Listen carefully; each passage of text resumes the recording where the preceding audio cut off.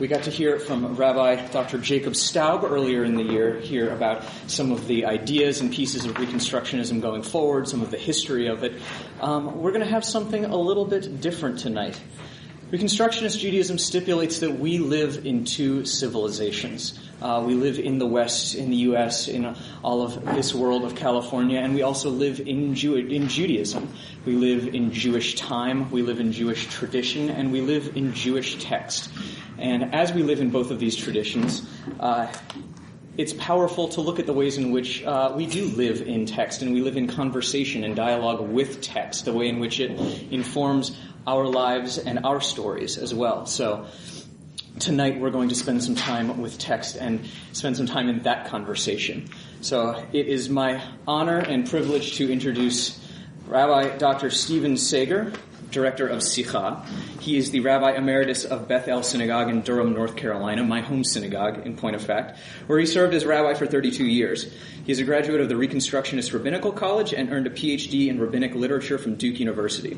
Rabbi Sager has been a teacher, rabbinic advisor, and mentor for students and graduates of the RRC, Hebrew Union College, the Jewish Theological Seminary, and the Rabbinical School of the Boston Hebrew College. Rabbi Sager is an adjunct faculty member of the Duke Divinity School and has taught at the Southeastern Baptist Theological Seminary and the Department of Social Medicine in the University of North Carolina Medical School. Rabbi Sager is a senior rabbinic fellow at the Shalom Hartman Institute in Jerusalem, where he is also a leader of the Rabbinic Programs Advisory Committee and the Rabbinic Havurah Program. He has served as part of the Reconstructionist Rabbinical Assembly and of the Greater Carolinas Association of Rabbis. In addition, he is the director of the Sikha program, an ongoing Jewish learning and text program, which I am pleased to study with him as one of his rabbis who is getting to learn on an ongoing basis. In addition to the bio that I just read, I've gotten to learn with Rabbi Sager for, 20 years now, just about. And he is one of the finer teachers of text that I have ever had the privilege to encounter. So without saying anything more, let's get into the text. Okay. Rabbi Sager. Thank you. Sing with me for a moment. Eliyahu Hanavi, Eliyahu Atishbi, Eliyahu, Eliyahu, Eliyahu Hagiladi, Bimera Biyameinu, Yavo Mashiach ben David, Im Mashiach ben David. Everyone knew how to join in. We didn't have to teach that song, that sentiment to anyone. Any scratch and sniff moments coming to you? Have you opened the door for Elijah? As a child, perhaps as an adult, even. Eliyahu HaNavi is our topic this evening. How does Eliyahu HaNavi stand in line with a reflection of, or looking through the lens of, Reconstructionist Judaism? Well, Eliyahu represents the deep commitment to religious imagination. Judaism's deep commitment to religious imagination. Elijah is a character for all times. Elijah captures and embodies the conversation of all generations. How do I know that? Well, I see him in the Bible, and I hear his stories from the ancient sages, and I hear songs about him and piyutim about him, that is to say, religious poetry, such as the chorus that we all know to sing. Furthermore, I have encountered him every Passover of my life, as have you. Well, here's a character who moves easily through the generations, who affirms and confirms that which is important and that which is true about Jewish tradition and about Jews. He shows up at my Passover Seder and at yours, and he says, this is a Seder. This is a Pesach Seder. This isn't the Haggadah that they used in the 16th century. This isn't the way in which it was done in the days of my old friend, the 3rd century sage Yoshua ben Levi. This is not the way Pesach was back in the day of King Ahab and Queen Jezebel. Nevertheless, I recognize this as Pesach. You see, the conversation that continues to continue involves and embodies Eliyahu Hanavi. He is a screen against which we project our highest goals and aspirations and our deepest concerns, fantasies, hopes. He is a character for all time. And when on a beautiful spring evening, Pesach came late that year, my brother Barry opened the door for Elijah, my father yelled to him, "Get out of the way! He won't be able to come in!" As Barry pushed the screen door open, my father had already replaced I come from the East Coast. The heavy storm door, the wintertime door, had replaced it with a screen door so that our unair-conditioned house would be ventilated for the Seder. So the door was easy enough to open, and Barry, a few years younger than I, pushed the door open and stood right in the middle of the door. My father said, "Get out of the way, he won't be able to come in." And then he laughed, and everybody else laughed too. Just like you did. For a second or two. And then things became a little bit more self-conscious. Well, it was just for a second or two that everybody thought about the real possibility. The door was being opened for someone who was really going to come in. That's the Elijah, just the Elijah that we meet every single year when the door is opened. And we're filled with hope, and we're filled with imagination, and we're filled with possibility. And he is an Elijah who changes. He is an Elijah who attends to the shifts, to the rhythms, to the texts and the textures, to the colors, to the philosophy. He is just what we need him to be, both ancient and also modern.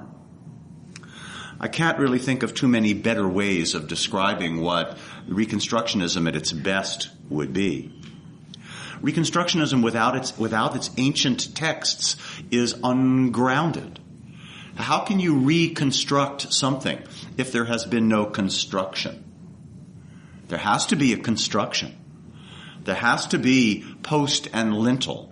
There has to be hinge and doorway. Without those things, there is nothing to remodel. There's nothing to redo or to renew. Elijah represents our capacity for joining the past to a present that will bring us into a future. Elijah, in the scrapbook of the rabbis, represents, among other things, the Messianic era. Elijah is the one who will come and introduce the Messianic era, which is to say that Elijah is a redemptive personality, and Elijah moments are redeeming moments. The Bible has stories of several water splitters, actually two pairs of water splitters. The first pair is Moses and Joshua. Moses, who splits the Sea of Reeds, bringing the people from Egypt into the wilderness. Joshua, who, with a somewhat different contrivance, nevertheless, he splits the waters of the Jordan River and brings the people from their wilderness wandering into the land of Israel. Well, that's one pair of water splitters. The other pair of water splitters is Elijah and his disciple, Elisha. Elijah splits the water at the end of his life. He and his disciple, Elisha, are walking towards the Jordan River, in some ways retracing the route from the inner part of the land to the place where Joshua had crossed the Jordan River and split the water once before. Elisha knows that Elijah will be parted from him at that point, that Elijah is going wherever he's going. And when they reached the Jordan River, Elijah took off his cloak and hit the water with it the water split, and he and Elisha walked across on dry ground. After Elijah was taken up in a fiery chariot drawn by fiery horses, his cloak fluttered to the ground. Elisha picked up the cloak, turned around, hit the water of the Jordan one more time. It split again. And Elisha, having literally and figuratively inherited the mantle of his teacher and master, crossed back over. So 2 pairs of water splitters. All of them went the way of the world. All of them died, except for one. Only Elijah. And Elijah, we could say, how could one break the gravitational field of the world? How is it that Elijah doesn't die? Well, we hear this story of Elijah being assumed, taken up into heaven in a fiery chariot, and that kind of assumption draws an assumption. If there was actually an obituary, we would have seen film at 11. Is it even 11 here? No, it's probably not 11 here. It's an East Coast thing. Yeah, it's 11? Wow. But there is no film at 11.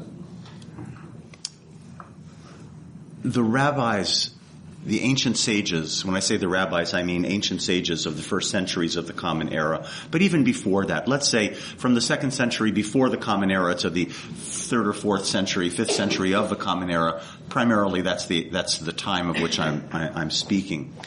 They insist that this is enough of a story, this is enough of an excuse, an alibi, an opening, to open the door for Elijah, to escape the gravitational field of the world, and that Elijah continues to continue, and he embodies, therefore, all of those things that are important about the ongoing civilizations of the Jews. Not just one civilization, but many civilizations. There are Hebrew songs and Arabic songs and Aramaic songs and Ladino songs and Spanish songs and German songs.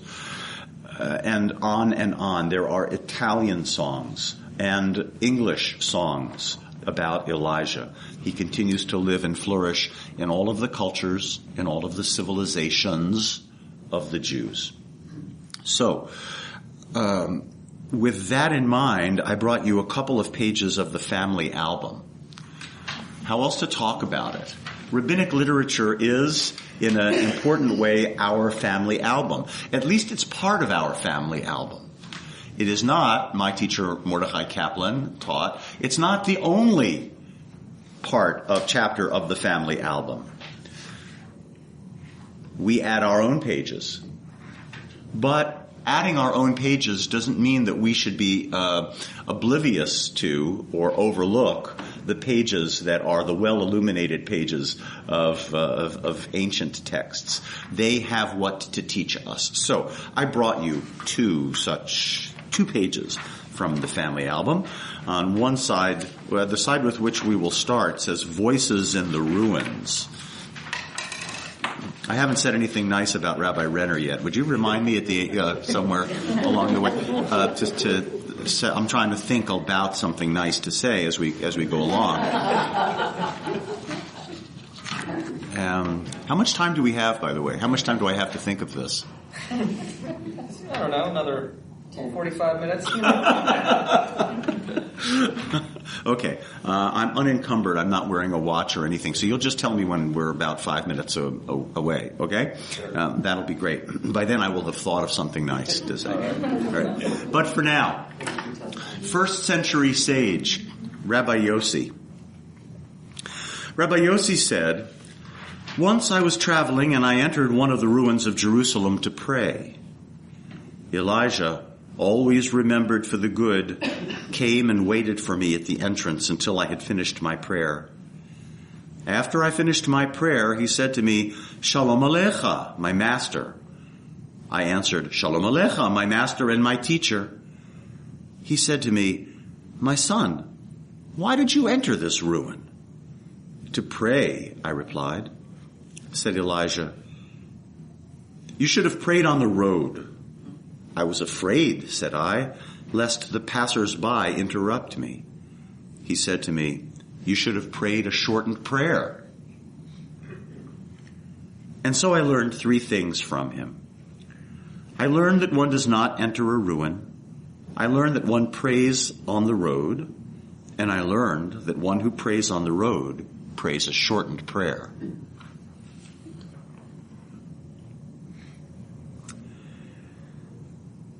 My son, Elijah continued, what sound did you hear in that ruin? I told him, I heard a heavenly voice cooing like a dove and saying, woe to the children on account of whose sins I destroyed my house and burned my temple and exiled them among the nations.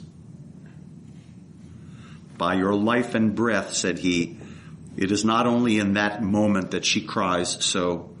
It's every day, 3 times a day, that she coos like a dove. Woe! Woe! Woe to the children. And not only that, but whenever Israel enters its synagogues and study houses and recites the Kaddish, saying, Yehei Shemei Hagadol Mevorach, may his great name be blessed, the Blessed Holy One shakes his head and says, happy is the king who is thus praised in his house. What a thing for the father who banished his children to hear. Woe to those children who are banished from their father's table. And there the curtain comes down on our story. Well, if I ask a question, Bert, you're the technical person here. Are people... Is the universe going to be able to hear? Will there be people in the outer reaches of the galaxy who will hear? Wow. Bert promised me that extraterrestrial creatures will be listening in, learning everything that they can about Judaism from your podcasts. Well, what gets your attention in the story? Something.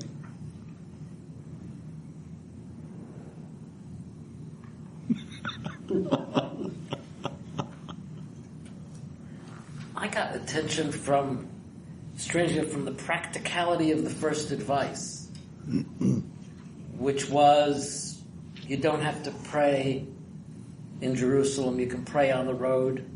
And if you're going to pray on the road, be aware your prayer might have to be shortened. Very practical advice. I remember Willie Mae. I never knew her last name, but Willie Mae cleaned our house when I was a teenager. And when I went off to Israel for a semester, I took Willie Mae to the bus stop that day. The last day that I was going to see her for 6 months. She treated me like I was her nephew. And I remember getting out of the car to give her a big hug at the bus stop, and she grabbed my hand in hers and she said, be good, look both ways, and don't forget to pray.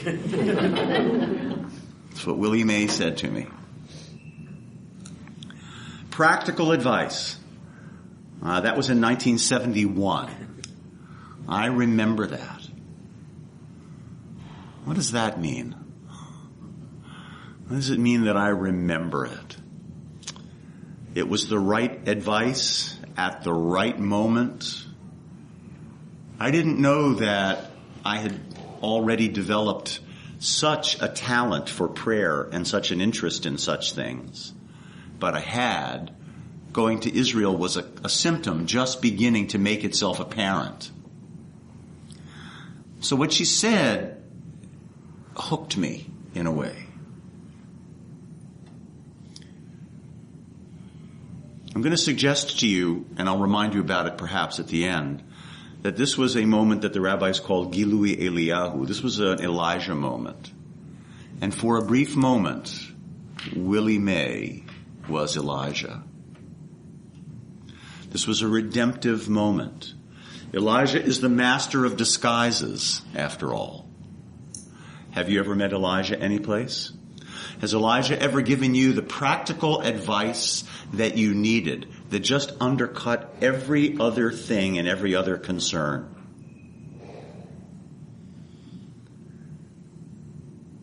Somebody who gave you the right direction, the right attitude? An administrator, a nurse, a cab driver, a bus driver? Somebody? this is sort of a strange story, but I had two sisters, and as we were growing up, we had few rules in our house, but the one rule we had is that we had to be home Friday night for Shabbat dinner. And that was the rule. The only other rule was that we had to wear skirts to dinner. And the transformative thing was we would come in all sorts of interesting get-ups, but at least we were wearing skirts. And that's sort of stuck with me all these years. I don't know, whenever we talk about stuff like this, it just sort of pops into my head. Some sort of respect, some sort of remote standout moment for us to pay attention to what's going on around us. So, yes, constancy and also change. You had to wear a skirt and you had to be home on Friday night. What kind of skirt it was, what it looked like, how wild a configuration of colors, that didn't matter. You could exercise your own judgment about that. But there were certain things that needed to be in place. And you remember that there's something about the stability of that is a very, very fond memory. And if you ever rolled your eyes about it, or if you ever felt like you wanted to rebel about it at some point in your childhood, all of that's been bleached out at this point, really. And what remains is this stability and a life lesson that was learned in that moment and through that thing. Here's Rabbi Yossi, who says, I met Elijah and he taught me three things. Now, Rabbi Yossi, a sage, as I say, of the first century, has a lot of very smart colleagues who live very much in the world, in the scientific and the empirical world. Do you notice that, at least as far as our storyteller is concerned, nobody says to Rabbi Yossi, how did you know it was Elijah? Come on, how did you know? Nobody asks him that question. I indulge myself in the following possibility, that there is a conspiracy towards wonderment here, that his colleagues want it to be Elijah, that he needs it to be Elijah. There are a lot of stories that tell us that Rabbi Yossi and Elijah knew each other, that they learned together, that they hung out together, at least from time to time. But maybe he didn't recognize that it was Elijah, or maybe this story is part of another tradition. If I allow myself to see it as part of another tradition, then I can imagine, and as I make the movie version of this, I encourage you to make the movie version of the stories, of the Torah stories, of the narratives, of rabbinic stories. Making the movie version means this is a big LA thing to do, isn't it? Means that you have to cast the role of Elijah. Who plays Elijah?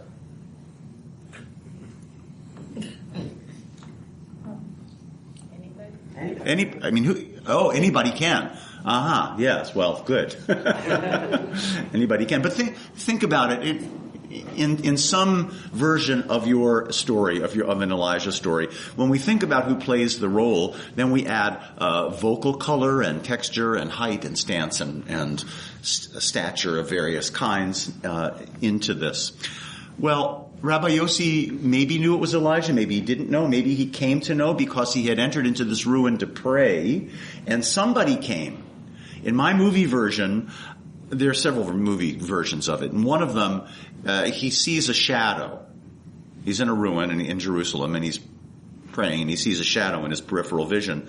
And it makes him tense up, because this is precisely one of the reasons why you shouldn't go into a ruin. As your mother would always say, don't go into a ruin. Because it may be that this is a place where somebody is lurking, bandits and so on, drug dealers. But this shadow isn't approaching him, and so he becomes more accepting of it, and even imagines that this shadow belongs to somebody of substance who has his back, literally. Or perhaps he actually sees someone in front of him who's standing at the doorway and waits for him on the threshold. Elijah on the threshold, is that familiar? Absolutely. It's where Elijah appears. Just where the door opens to possibility. You might not think that the moment is as easy as in and out. But with Elijah there, it might be. Or maybe there's a way in or a way out that you weren't imagining. Practical advice. Back to what Bert was saying. Thanks for getting us off on this aspect of it. You shouldn't have been in that ruin. You pray on the road. Well, I was afraid I might be interrupted. Then you should pray a shortened prayer. Well, this is the practical advice that cuts through any other consideration.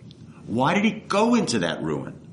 The way this story is set in the rabbinic literature in the Talmud, the way the story is set, there's a debate before it, there's a whole reflection before this about whether or not you should go into a ruin.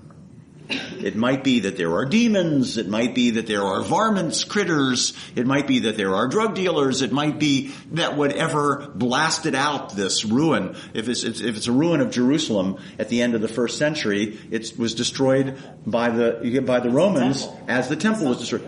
And maybe assumption this is the temple? Is there an assumption that this is the temple? Could you imagine that, at least for our storyteller, that this ruin is a stand-in for the temple? The Hebrew word for destruction is a word that's used oftentimes to describe the destruction of the temple. And that's a word that's used here. One of the ruins of Jerusalem, the story says, but perhaps it's a stand-in for the temple. Rabbi Yossi might well know the debate. He might well know what the sages, what his colleagues are saying. And still he has decided that he's going to go into the ruin. What do you think of that decision? Why would he do that? I can't prove that that's what he's done in light of there's just the story that's in front of us. But I like the way the drama unfolds, given that possibility. If the ruin is the past,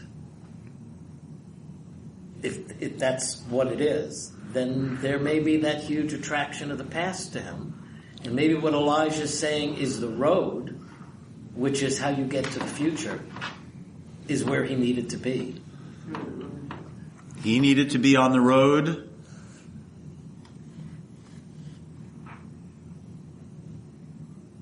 And yet, what about the scenic detour?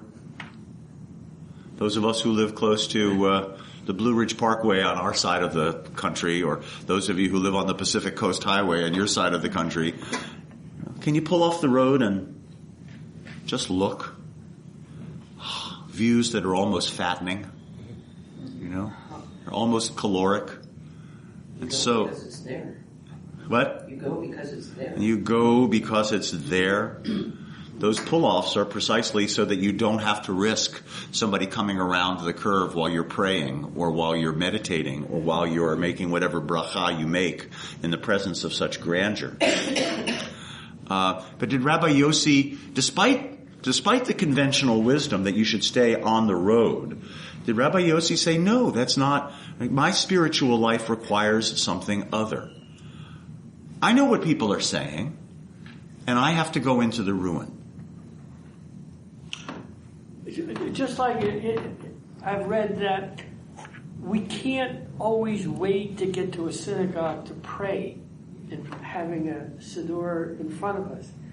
That praying involves personal struggles on times of tension. When you're away from a synagogue, you're by yourself. And maybe going into a room is a metaphor for difficulties in life and stress, and sometimes we are not in the most positive, welcoming, peaceful environment when we need to pray. And maybe, thank you so much. Maybe our prayer, the prayer that we need for the moment, or the attitude that we're bringing into our prayer, is not peaceful altogether. Maybe we actually need a place that is provocative, or a place where we can cry, a place where the prayer can come out, expressing loyalty or expressing the rhythm of the constancy of our prayer life, and at the same time hold a kind of ambivalence about the whole thing, after all, or be worried. Is it possible that Rabbi Yossi would say, you know what, sometimes you need to pray in a ruin? It's an interesting thing to be in Jerusalem, or not just Jerusalem, it's the ancient city, the ancient and modern city that I know the best. I know that in Los Angeles, people are not so comfortable living amongst their ruins. I mean, they really aren't ruins. But Jerusalem is another whole attitude. To live amongst the ruins are in some ways venerated. The ruins help move the past into the future. They do. And you can actually touch them. I mean, we've touched them, haven't we? Nick and I and a bunch of us who went to Israel in 2001, was it? Actually got some of the ash on our fingers from a burnt and fallen roof beam in the old city of Jerusalem that was destroyed in September of the year 70 when the temple was destroyed. Actually look at this, put this on your fingers and smell it. Can you smell a little bit? If you hold it to your ear, can you hear the destruction of the temple? Can you smell the destruction, the sulfurous ruins, the popping of limestone? Can you imagine yourself in the ruins? Rabbi Yossi, just decades after the destruction of the temple, perhaps decades, maybe not even a decade after, decades after the destruction of these at the very end of the first century, he's there in Jerusalem and he feels like he needs to go into this ruin in order to pray. And so he does. And perhaps he even knows what his colleagues are saying about it. But tell me you've never taken a risk for the benefit of a particular moment or an experience. Everybody has. So, Rabbi Yossi receives the reprimand, as it were, or the correction of Elijah, and reports this to his colleagues, and confirms what it is that they already know, and yet, after he sums up this learning. So I learned 3 things from him. I learned that one does not enter a ruin. I learned that one prays on the road. I learned that one who prays on the road prays a shortened prayer. End of story. But no, not for Rabbi Yossi and not for our storyteller. My son, Elijah, continued, "What sound did you hear in that ruin?" "You must have heard." "You shouldn't have been there." "But as long as you were, what did you hear?" Do you get the sense that there's something to learn in that ruin? It feels like it. As long as you were there, let me ask you, what did you hear? Says Rabbi Yossi, well, it's a funny thing, now that you mention it. I heard a heavenly voice cooing like a dove, saying, "Woe to the children, on account of whose sins I destroyed my house and burned my temple and exiled them among the nations." What about that? I didn't read it with the right kind of passion, the right kind of pathos. Woe to the children, on account of whose sins I destroyed my house and burned my temple, exiled them among the nations. Woe! Woe to the children! Who's saying this? In the language of the rabbis, this is a bat kol. Bat, daughter. Kol, voice. This is the way the rabbis talk about the divine voice after prophecy. It's an echo of a voice, the daughter of a voice. It is inspiration, not authority.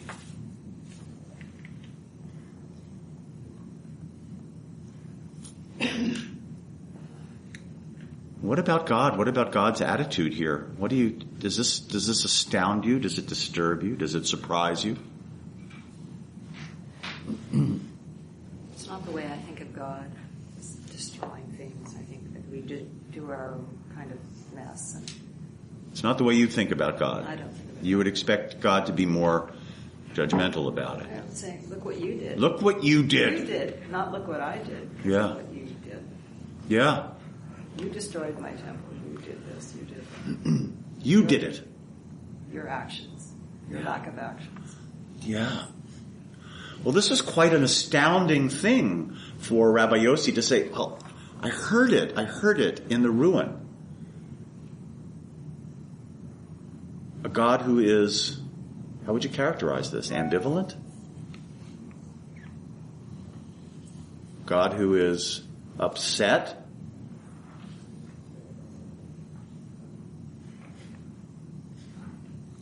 Not the God who's definitively judgmental. They did it. This is a ruin because they made it a ruin.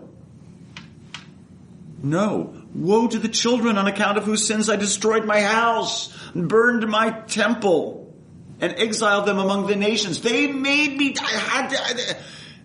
this is the inexorable flow of history. This had to happen because of things that they did. And I was therefore forced to act in a particular way. That's what I heard. And whether Rabbi Yossi really heard that exactly, or did he hear a dove? But now that Elijah has asked him this question, Elijah, no one less than Elijah the prophet, after Elijah has asked him, that woo of the morning dove, literally, the morning dove, now becomes something that he could have only dared to imagine. That God himself, God herself, God itself is ambivalent, is mourning, wishes it could have been otherwise. If he hadn't gone into this ruin that represents, let's say, represents the temple, certainly represents the destruction of Jerusalem, he never would have heard that. Gift, burden, responsibility, whatever, or all three, the storyteller is sharing it with us. Can you live in a world with a God who says, I'm not in control of everything? Reconstructionism can. Apparently this story can also. What I can't. I know what the text says, I just don't know what it means. God would say. I need you to tell me what it means. How am I supposed to know what it means? I don't have to worry about keeping Shabbos. The elevators up here run, stopping at every floor all the time. In the heavens. But he has an override switch. He has the override. But would God ever use the override? In an emergency, let's say. But, are you saying that this says that God is neither omnipotent nor omniscient? I didn't say it. The storyteller said. Are you saying that the storyteller is saying that? I think the storyteller is... Those are not categories that are interesting to the storyteller. The storyteller's God is a God who regrets. A God who is upset. A God who sees forces enacted by human beings that can't be stemmed. They made this happen, and I responded in a way that I had to respond in Reconstructionist terms. As I said, the inexorable march of history. This is, you make a bad foreign policy decision, this is what happens. You think Jeremiah tried to tell you that you couldn't outfight the Babylonians. You decided to try something else in your hubris, in your pride, in the destruction of the first temple, destruction of the second temple. The same thing with the Romans. You thought you should fight the Romans. That Jerusalem, that the temple was some kind of talisman that was going to protect you. Wrong. That was not going to happen. How does Rabbi Yossi, how do people of his generation, how do people who believe in the kinds of ways in which he and they believe, how does he come to terms with a God who is powerful and yet does not exercise power in this particular way, who doesn't overcome history but lives within history? How can Rabbi Yossi do that? He and his colleagues, this is ever present on their minds, certainly when they're coming to Jerusalem. And they're standing there in front of the evidence of that which was once great and has now been laid waste. And so omnipotent, omniscient, not seeing any signs of that God. Not in the story. And Elijah says, oh, you got that right, man. In North Carolina language, Elijah would say, you ain't saying nothing. You ain't saying nothing. By your life and breath, said he. It's not only in that moment that she cries so, it's every day and 3 times a day that she coos like a dove. Now this is Elijah who's adding on. Was Elijah ready to tell Rabbi Yossi anything? other than shouldn't. This is what you do, this is what you do, this is what you do. No, the rest of it all came because of what Rabbi Yossi says he heard in the ruins. But Elijah's ready to pull that out. Woo! To the children. And not only that, but whenever Israel enters its synagogues and study houses, this really tugs at your heartstrings. 3 times a day when people gather in the synagogues or in the study house in order to learn and to pray and to proclaim the greatness of the great name, Yehei Shemei Rabba Mevarach, and so on, and say Kaddish, God says, doesn't that just tear your heart out? And then states again the ambivalence. Happy is the king who is thus praised in his house. Happy. What a thing for a father who banished his children to hear. Woe to those children who are banished from their father's table. Happy, sad, ambivalent. And then the curtain comes down on the story. Yeah, there is the halachic measure. This is what you do. This is the manual. This is where you pray. This is how you do it. But beyond that, as long as you're in the ruins anyway, you should learn something from being there. And metaphor, of course. This story, as in all of these stories, and all of the stories of Elijah, are precisely where the meta meets the fore. It's exactly what they are. This is meta and also not. This is the real thing. I forget who wrote it. It was right to kill the bird who brought the wind and far. It was wrong to kill the bird who brought the sun and wind. Yes. Yes, absolutely, yes.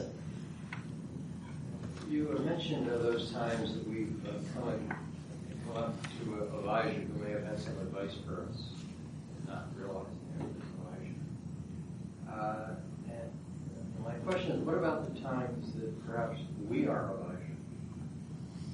Because if someone else has been Elijah to us, we might not be aware that we have been Elijah ourselves. Please consider it. Thank you. That's a gift to the group. Is there a time when you have been Elijah? Well, I'm entirely too modest to claim that. No, don't be too modest. There are times when, I would say, one time a year, somewhere between Rosh Hashanah and Yom Kippur, put yourself at the center of your own Elijah story, of your own Hasidic story. You deserve it. We deserve it. You are Elijah to somebody else, have been Elijah to somebody else. Elijah moments happen quite often. They flourish where people don't know each other. The well-timed appropriate moment, but unplanned. And perhaps the moment doesn't ripen into an Elijah moment until memory makes it happen. But you have been Elijah. We have been Elijah for others. Educators use the term teachable moment. And that in life, we never know when we go down the road, and figuratively, we never know how we're going to be affected by some experience, or we will impact somebody else in our life. And it could be a child that could influence us. I mean, a godly moment. I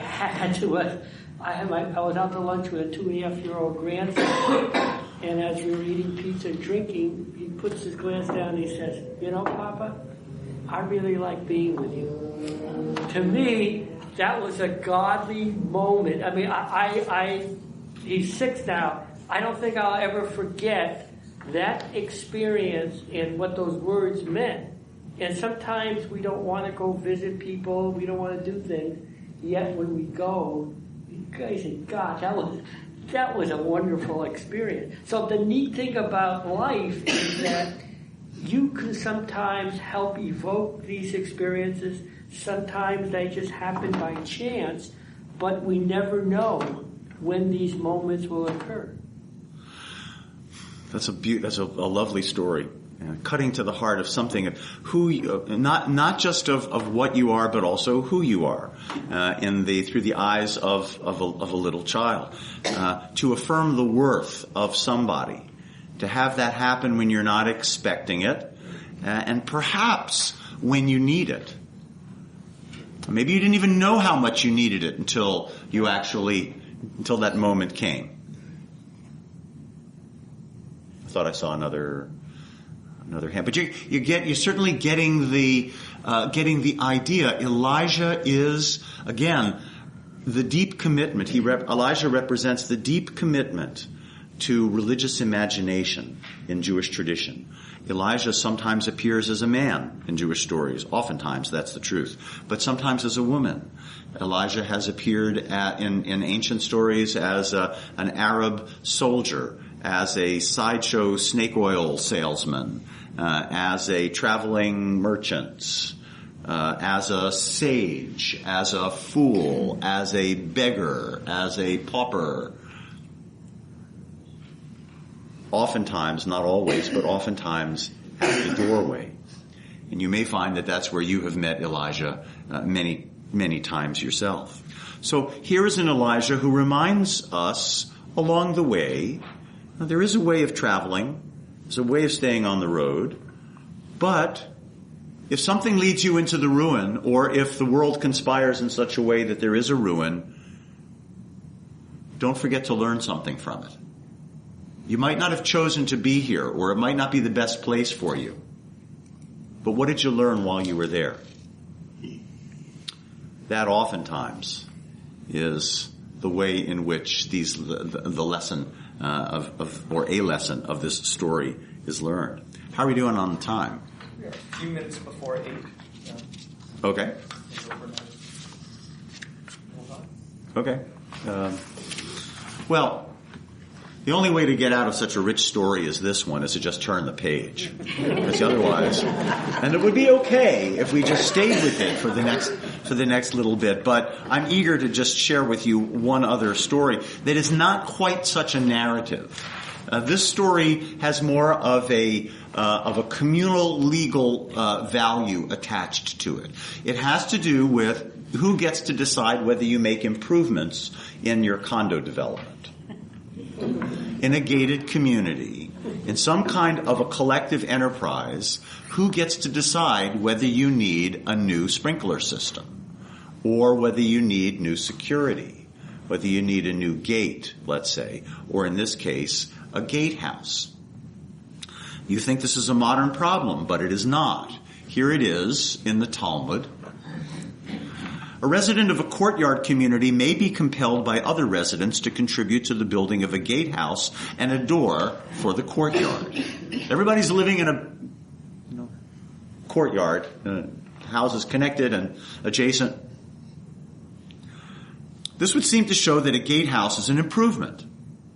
Well, I mean, you can't expect for the condo boards to approve something that's not going to be an improvement.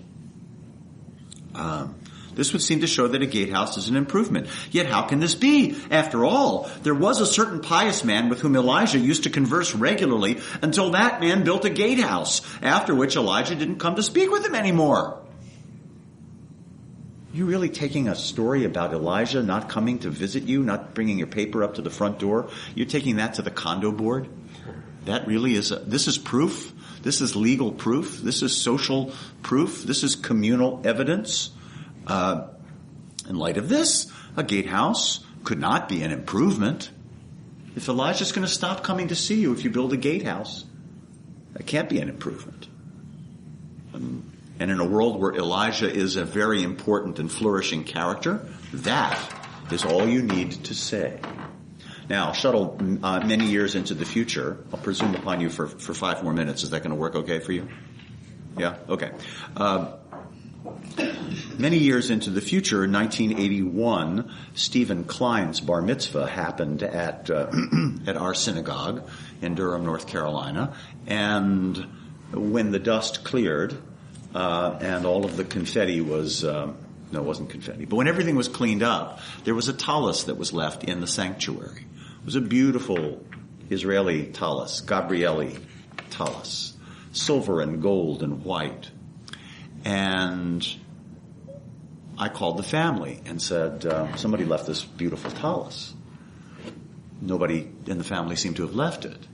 Well, I put an ad in the synagogue bulletin. That was way before there was, instant communication. Nobody claimed it. I wore it for a month thinking, well, somebody's going to, see it. Now, having a tallis like this left lying around was virtually impossible, it seemed to me. This is like your good camera that you leave someplace and then you fail to retrace your steps, or you forget one major place where you might have used that camera. If somebody went to shul, had the tallis, got home, didn't have the tallis anymore, what do you think? Unless you took it into Taco Bell with you, and sat on it or something like that, it's got to be in the shul. This is a very expensive tallis. Nobody claimed it. But in my world of religious imagination, under such circumstances, there can only be one answer. Elijah? Yes. That Elijah left the tallis. And that has governed the use of the tallis ever since. I'm no longer the rabbi of that synagogue, but the rabbi of the synagogue is the custodian of Elijah's tallis. And that tallis is used to put on a chair that sits in front of the ark, that sits in front, and that chair, between Rosh Hashanah and Yom Kippur, between the beginning of Elul and Yom Kippur, so that people can come in and sit in that Elijah's chair covered by Elijah's tallis right in front of the ark and have a conversation that needs to be had. That tallis is used as a chuppah. It's used to wrap babies in when they're carried to their naming. It's used as a chair of Elijah at a Brit Milah. Those are the only uses for the past 3.5 decades. Those are the only uses of that tallis, and the synagogue keeps it. And ask anybody about the tallis of Elijah, of Eliyahu Navi, and they're going to know. There's something about Eliyahu in the religious imagination. And here it is, right here, all these centuries ago. Why would Elijah stop coming, express his displeasure over a gatehouse unless it wasn't an improvement? But a gatehouse seems like it should be an improvement, but Elijah's not coming anymore, so that's evidence that it's not an improvement. There's no contradiction here, the text says. A gatehouse built within the courtyard's perimeter would be an improvement. Such a gatehouse would make it possible for a poor man to make himself heard within. But because this man built a gatehouse that protruded from the courtyard, not the old footprint, Elijah refused to come anymore. If you like, I can say that in both cases the gatehouse was built protruding from the courtyard, and still there's no difficulty. One would not be an improvement while the other would be an improvement. In the one case, of which Elijah disapproved, there was a door, and in the other there was no door, just a vestibule that allowed entrance into the waiting area from outside. Or again, we may suppose that in both cases there was a door, and still there is no difficulty in determining why Elijah would come or choose not to come. In one case there was a latch, and in the other case there was no latch. Or again, I may say that in both cases there is a latch, and still there's no difficulty because in the one case the latch was on inside the door. Elijah doesn't like that. In the other, it was on the outside. What are the features that Elijah likes? They're all about hospitality, inclusion. We understand the need for security, but how about the poor? How about need? How about access? How about intimacy? Are there risks involved? Absolutely. But And should you be building it? Is a gatehouse an improvement? Yes, but it's only an improvement if it straddles this interesting line between what it means to take care of yourself in the physical sense and what it means to take care of yourself in a broad, rich, inviting, hospitable, imaginative sense as well. That's why I call this piece Elijah Blueprints. What does it mean? Something for renovation committees to think about. When rooms of a synagogue, let's say, get renovated. What's the difference between a synagogue and some other building in terms of how its structure gets changed? Well, there are codes, of course, there are building codes, but how about Elijah? In what sort of room does Elijah flourish? At what sort of doorways can you expect to meet Elijah?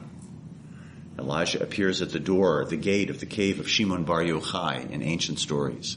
He appears at the post and lintel structures, ornate and decorated in Moorish Spain, and before that in ancient Greece, and after that in Durham, North Carolina, or in Pacific Palisades at Pesach time.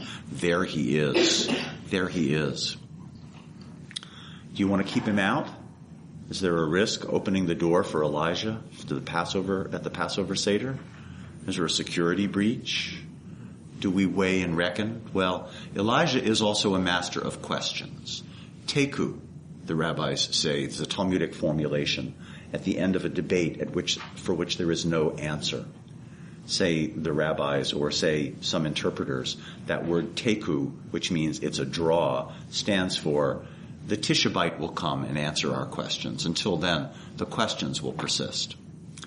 Well, here's Elijah. I hope we can see just by looking at a couple of pages in the Ancient Family album that there is what to consider about this extraordinary and important character.